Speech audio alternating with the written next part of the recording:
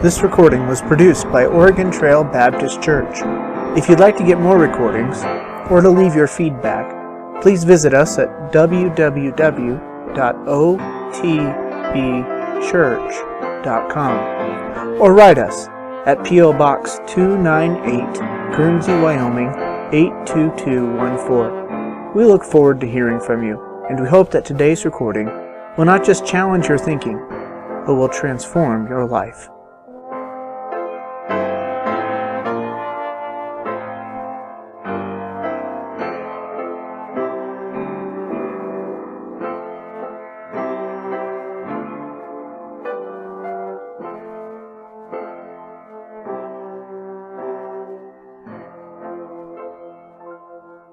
All right, so we have been working through the life of Moses, and we're up to Exodus chapter 33 this morning.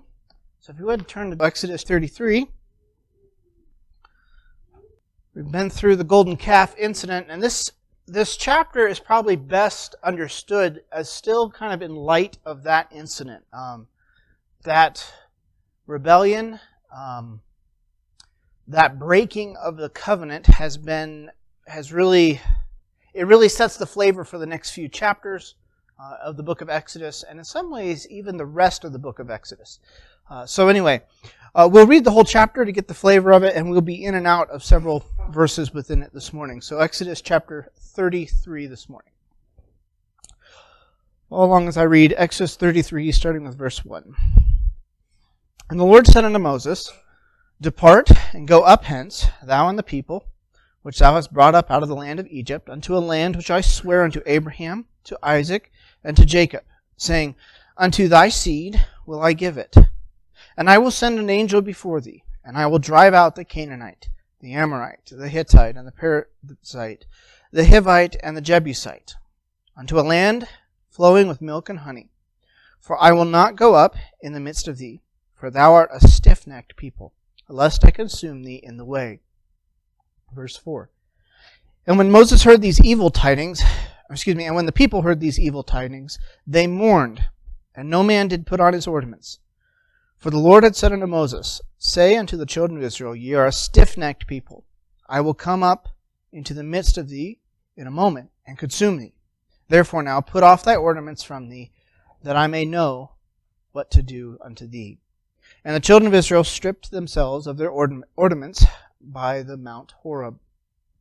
And Moses took the tabernacle and pitched it without the camp, far off from the camp, and called it the tabernacle of the congregation. And it came to pass that every one which sought the Lord went out unto the tabernacle of the congregation, which was without the camp. And it came to pass when Moses went unto the tabernacle, that all the people rose up, and stood every man at his tent door, and looked after Moses until he was gone into the tabernacle. And it came to pass, as Moses entered into the tabernacle, the cloudy pillar descended, and stood at the door of the tabernacle. And the Lord talked with Moses. And all the people saw the cloudy pillar stand at the tabernacle door. And all the people rose up, and worshipped every man in his tent door. And the Lord spake unto Moses face to face, as a man speaketh unto his friend. And he turned again into the camp. But his servant Joshua, the son of Nun, a young man, departed not out of the tabernacle. Verse 12. And Moses said unto the Lord, See, thou sayest unto me, Bring up this people. And thou hast not let me know whom thou wilt send with me. Yet thou hast said, I know thee by name, and thou hast also found grace in my sight. Now therefore I pray thee, if I have found grace in thy sight, show me now thy way, that I may know thee, that I may find grace in thy sight, and consider that this nation is thy people. And he said, this is the Lord speaking here, My presence shall go with thee, and I will give thee rest. And he said unto him, If thy presence go not with me, carry us not up hence.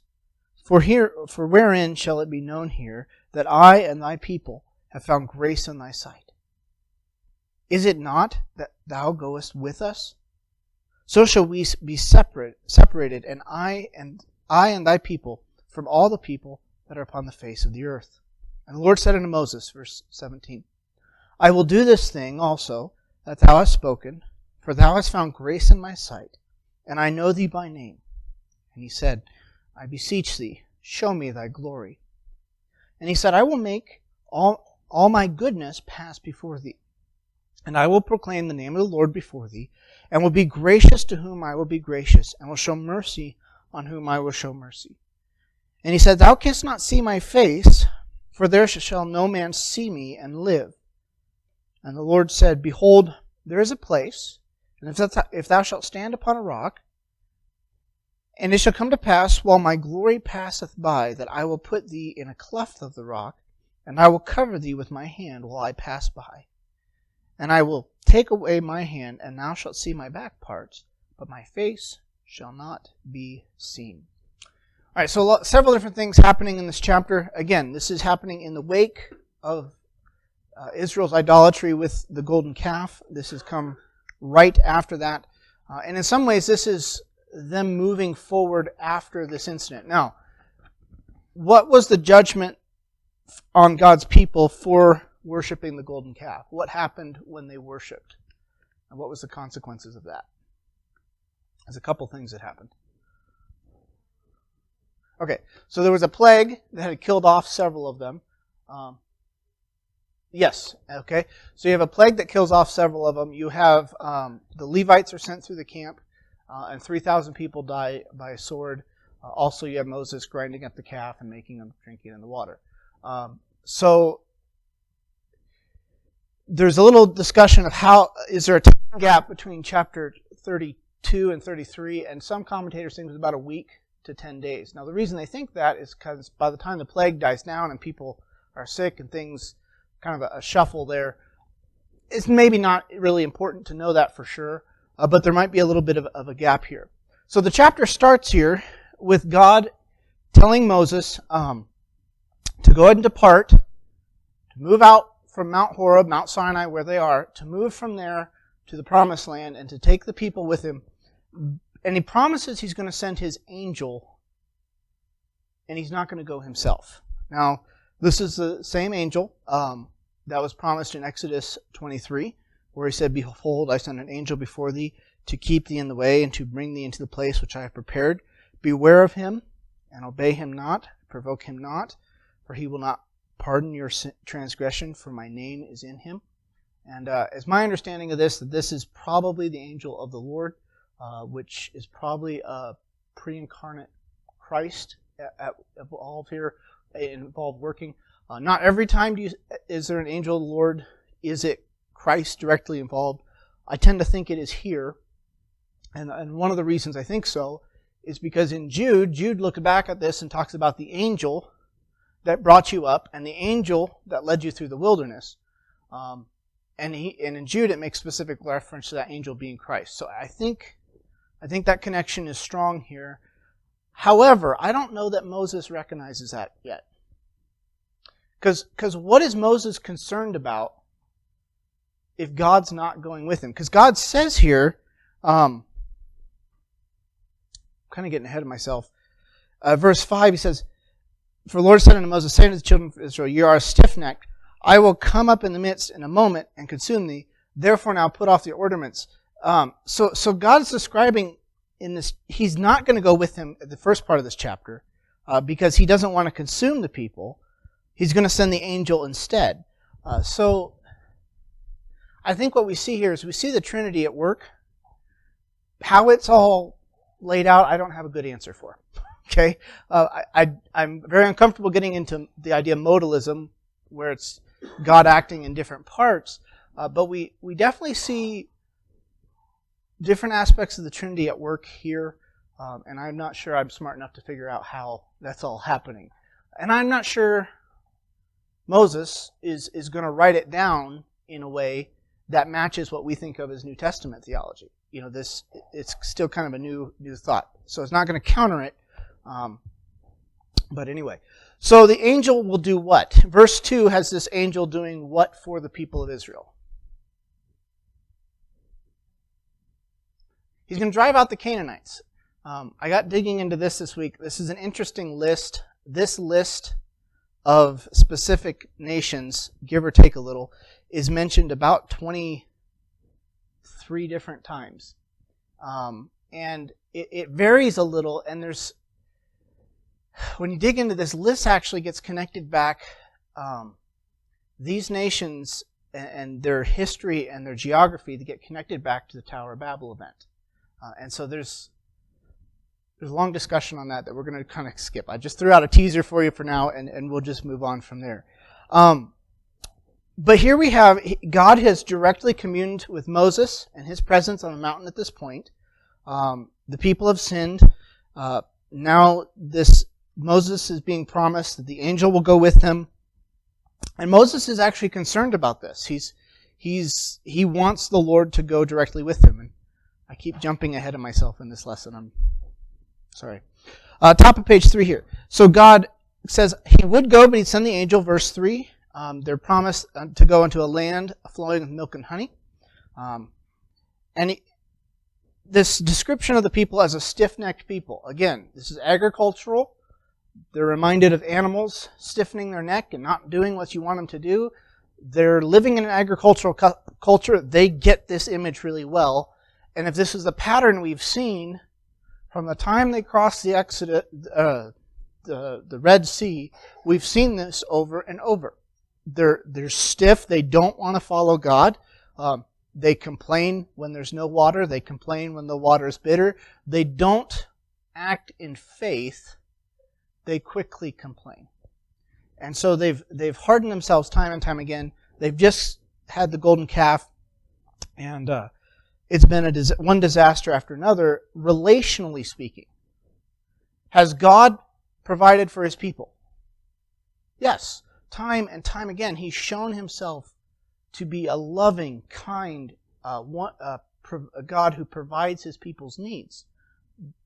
But how have the people responded? Time and time again, they've violated the covenant. They've violated trust. They have even accused God at one point of dragging them out to murder them.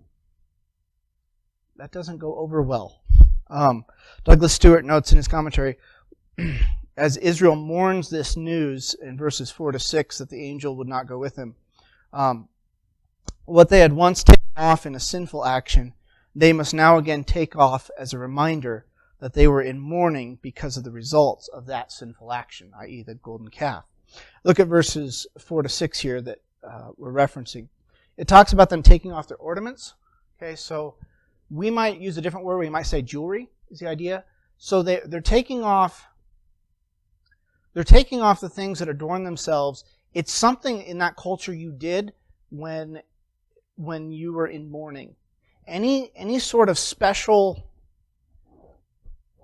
I want to say trinketry, but that's not. You didn't want to adorn yourself in a beautiful way per se when it's a time of mourning. So the relationship has been broken. There's problems. There's now been a death in the camp. 3,000 people have died, let alone those who died from the plague. It's a time of mourning because they recognize the severity of what's happened here. And so they're taking off their jewelry, in a sense, to show it's a mourning and a respect, in a sense. But I found it interesting, Douglas Stewart goes on to note that as they took off this wasn't a momentary thing.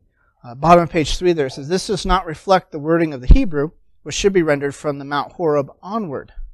In other words, for the rest of Exodus and wilderness wanderings, the Israelites dressed as if in mourning.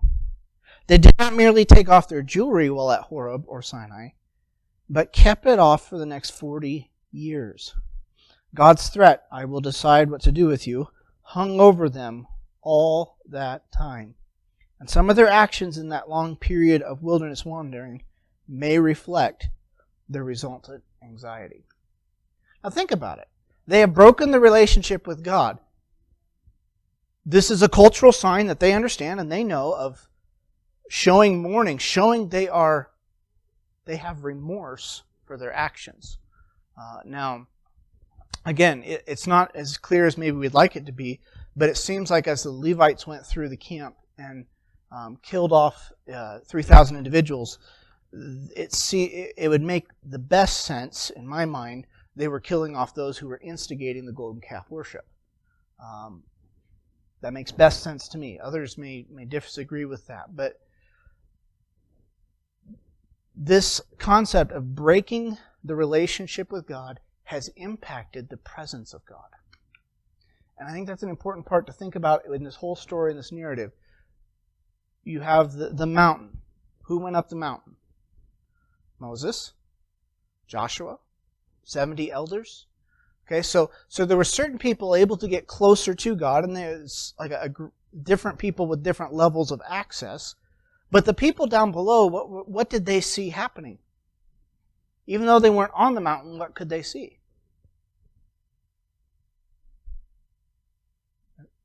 There was lightning, there was storm clouds, they knew something was happening. They saw elements of God's glory at a distance. Some think even the golden calf was their attempt to try to get what was happening on the mountain to happen in their presence. That may or may not be. But the relationship with God, the covenant with God, God's presence is now distanced because of their sin. And so we then read the next section here in verses 7 to 10. We read about Moses taking this tabernacle and setting it up outside of the camp. Now, is this the tabernacle that would later become the temple?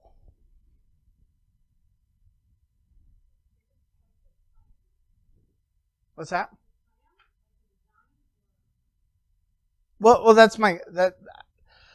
is this tabernacle the temple? Well, because they traveled with the tabernacle temporarily.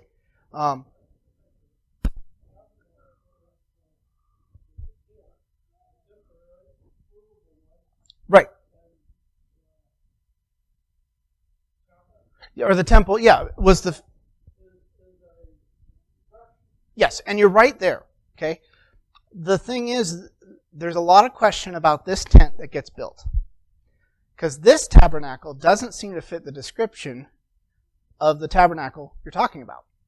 And it's just a reason for tent. Where was the tabernacle placed? Once they built and constructed the tabernacle, where did it go in relation to everybody else in the camp?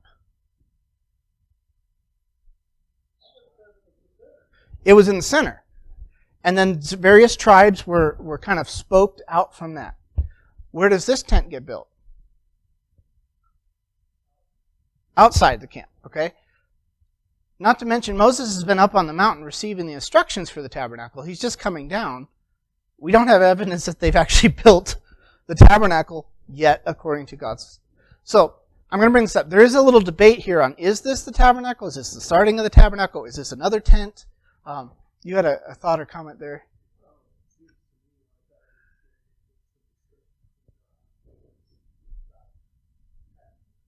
Yes.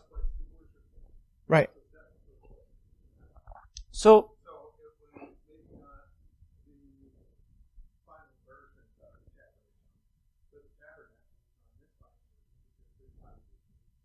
right. And that's, it later gets called, let's see here, a few verses later, it refers to, verse 7, towards the end of the verse, the tabernacle of the congregation, which was without the camp. It gets called and referred to as the tent of meeting. Okay. Now, again, there's a lot of scholarly debate on was this the tabernacle? Was this a different tent? I kind of lean towards it was a different tent, but again, remember, we're in a transition period here. They're receiving instruction from God. What does Moses see as important? Communing with God in His presence. What does Moses do in this tent he sets up? He meets with God. Who else is in the tent? Joshua. Well, Joshua was also up on the mount, was he not? So, and the people, they recognize what's happening here. They recognize when Moses is going out of the camp to go to this tent, where do they stand? They stand at their own tent doors because they want to hear from God. But they don't dare go close because they have violated the covenant and they've sinned. And this whole, I guess you could say, the punishment for their sin has happened, but there's still an uneasiness within the camp. And Moses is going into the tent of meeting. He's going there. He's meeting with God. He's communing with Him. It maybe still feels to some degree up in the air. The Faith Life Study Bible notes, or before that here, in contrast with the strained relationship between Israel and the Lord, Moses experiences intimacy with Him. These verses evidence that the unique relationship in the two connected sections. So Moses here, he speaks the Lord as one who talks face to face.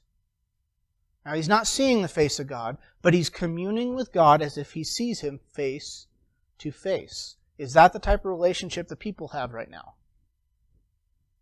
No, because their sin has created that barrier. Again, back on kind of this distinction between the tabernacle and tent of meeting. The tent was not associated with the Ark of the Covenant, an altar, or a sacrifice. The tabernacle was. It was a place where Moses met with Yahweh before the tabernacle was constructed. Once the tabernacle was completed, the Hebrew phrase, and I don't read Hebrew, often rendered tent of meeting, here we have tent of the congregation or tabernacle of the congregation, applied either to the internal tent structure within the tabernacle proper or to the tabernacle complex as a whole. So again, we're at a transition point in the story where they're building, they're moving forward, they're preparing, but this tent doesn't quite seem to be the worship center yet. However, think of it in this realm. Moses has set this outside of the camp as a place he can go meet with the Lord. And I'm just going to be very devotional and practical here. It is important and it is necessary for us to set aside space and time in our life to meet with the Lord. And we may not meet face to face and hear audibly from the Lord, but He's given us His written word. He's given us the Spirit of God to work within us and to guide us into truth. And He's given us the gift of being able to pray and intercede and ask of Him and to allow Him to speak to us. And He does that. So it's important that we, like Moses, are willing to set aside some time and some space and meet with the Lord. So here are a few notes about this. God spoke to Moses here in this tent. We're given this little note that Joshua tarried or Joshua stayed and lingered in the tent even after Moses left. It's kind of an interesting note on Joshua. We don't really, what do you make of that?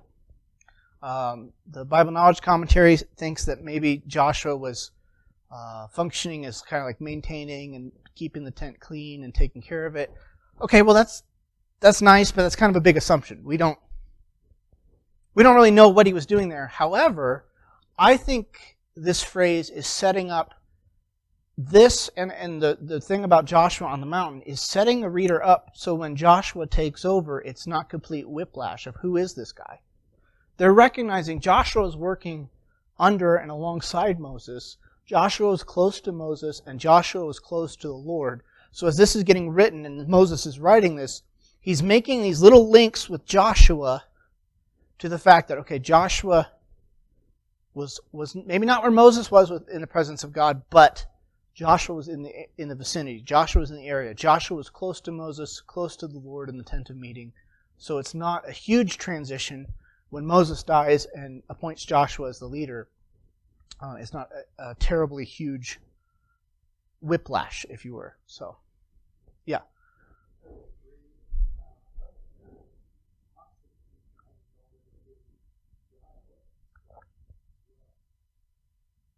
In what sense? That would... Yeah.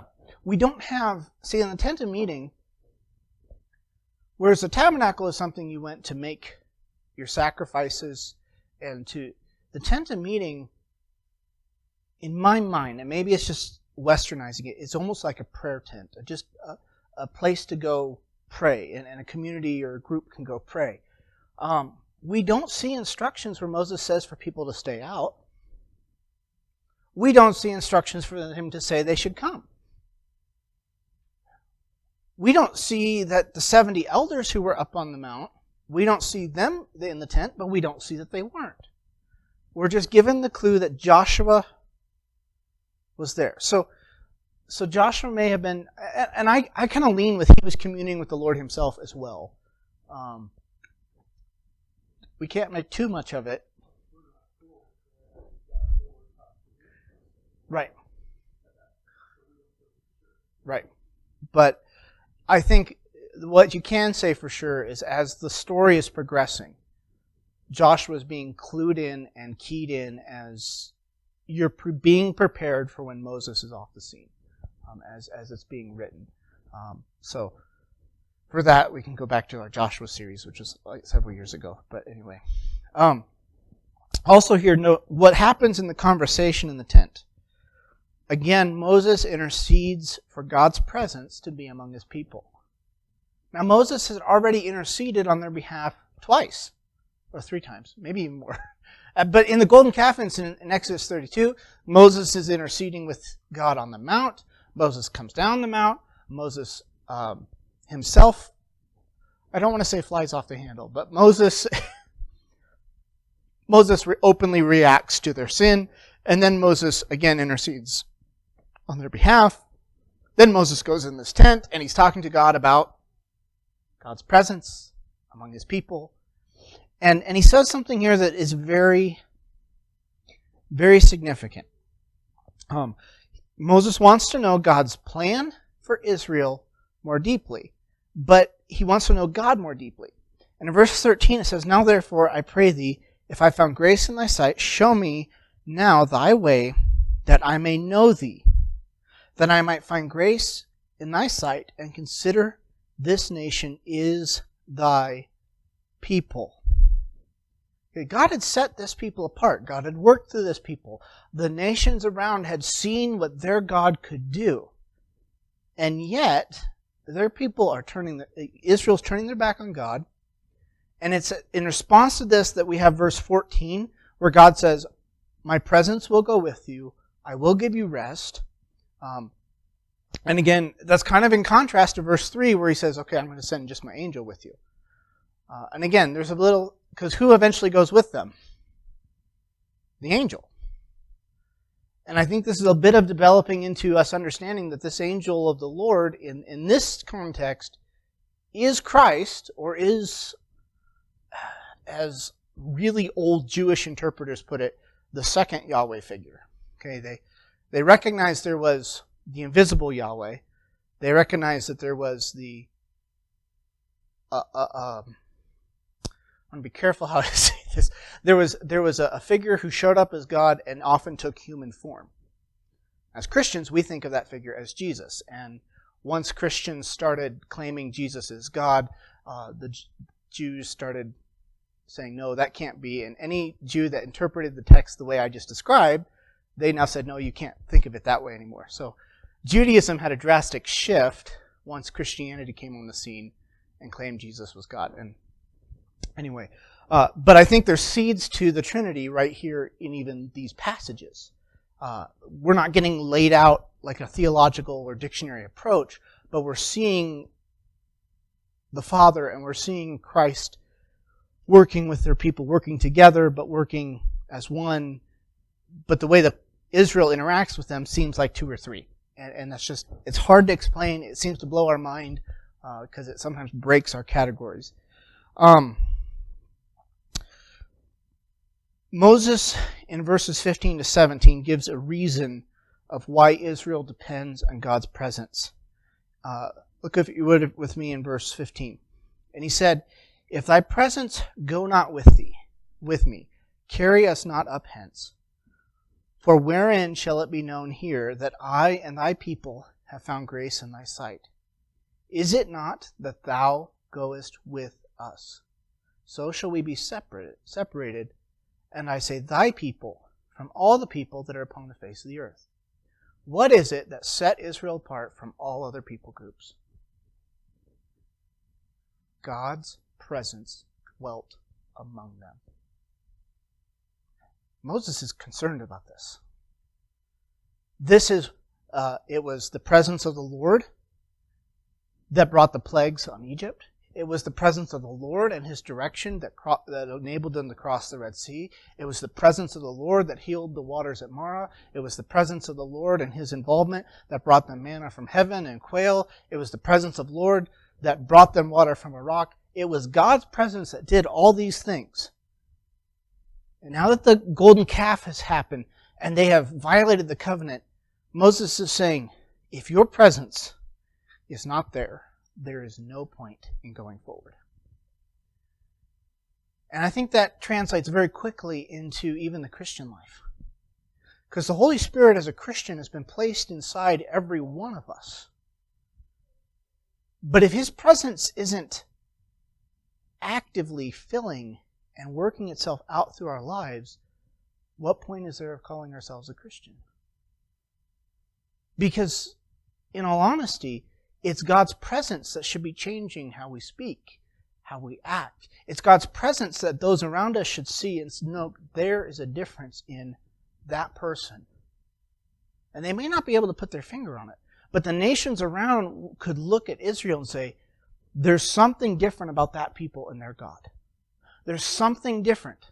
There's something special. There's something unique. And we see some of that happening with the story of Jericho and Rahab when she says, we've heard about the Red Sea. We heard what happened in Egypt.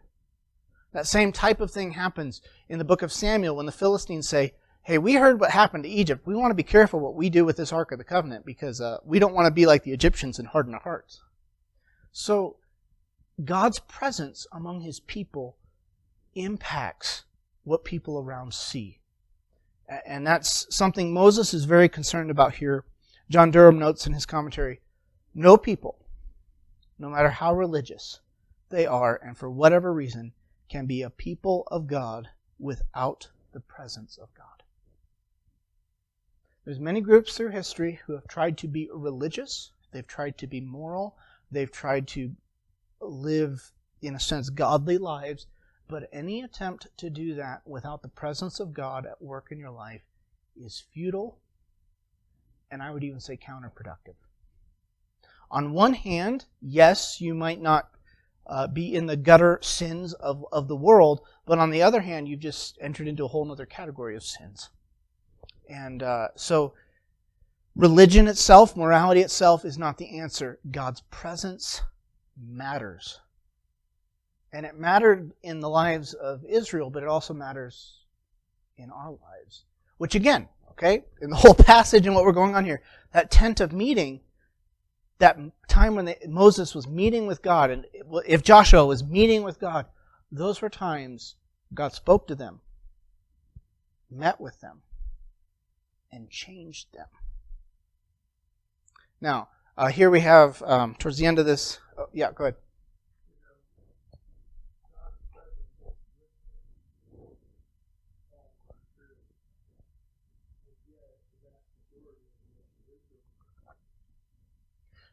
Yeah.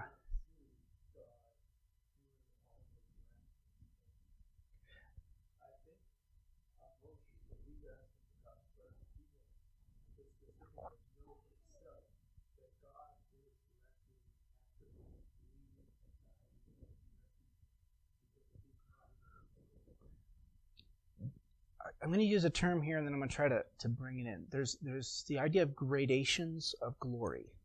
Okay, what do I mean by that? The closer you get to God's presence, notice on the mountain, okay, the different, Moses was able to go up and Joshua and then the 70 elders may have been, there was some gradations there of who experienced the closest or the most, I want to say hot spot.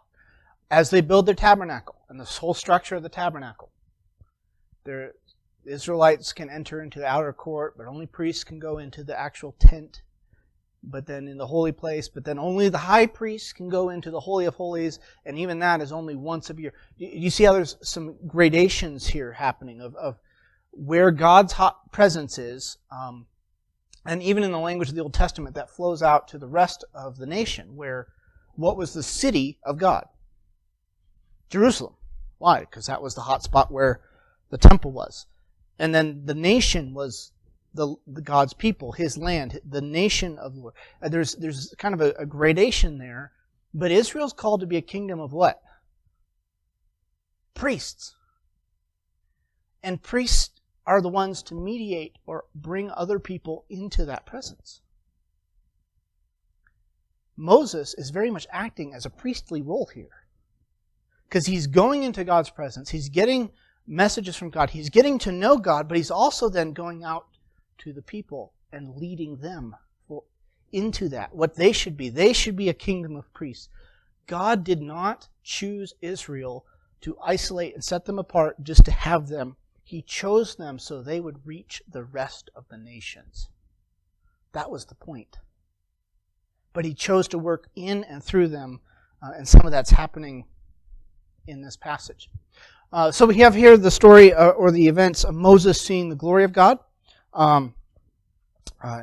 Towards the end of this here, a couple notes there. I'm just going to go to the last quote I have on page 6. But though Yahweh or God does indeed come to Moses in a theophany, what He gives Moses is quite specifically not the sight of His beauty, His glory, His presence. That indeed He pointedly denies. What He rather gives is a description, and that a description of not how He looks, but how He is. What God gives Moses, He gives him a glimpse of who He is. It's used the language here, you see His goodness. He says, I'll be merciful to who I'll be merciful, I'll be gracious to who I'll be gracious. He's hiding him in this cleft of the rock. Moses doesn't get to see the full glory of the Lord. But what God does show him, what God does reveal him, it changes him. It impacts him. We'll read later how his face will end up shining from this event. And there's something of the glory of the Lord that changes Moses here.